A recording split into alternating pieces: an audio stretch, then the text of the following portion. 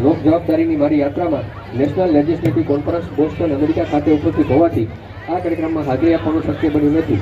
આ પ્રસંગે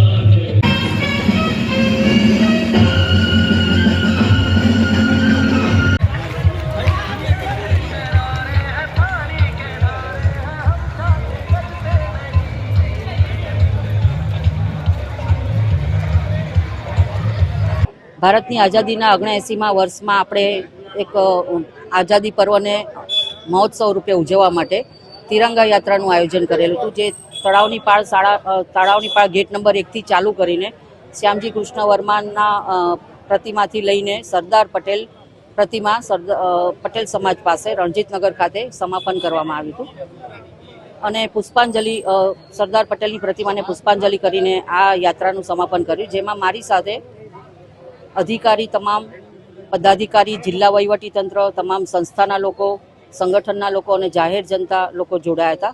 સાથે સાથે પુષ્પાંજલિ કર્યા પછી અમે સ્વચ્છતાનો પણ એક કાર્યક્રમ કર્યો હતો અને એમાં પણ મારી સાથે કલેક્ટરશ્રી, કમિશનરશ્રી, પદાધિકારી, અધિકારી અને તમામ ચૂંટાયેલા પ્રતિનિધિ તેમજ જાહેર જનતા જોડાઈ હતી। આ તિરંગા યાત્રામાં તમામ સ્કૂલના બાળકો પણ અને તમામ સંસ્થાના લોકો પણ જોડાયા।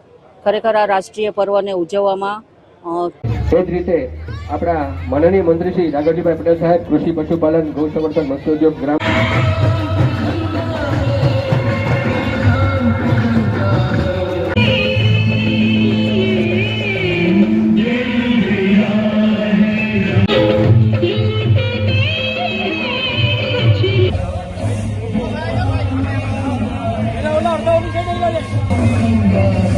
Bye.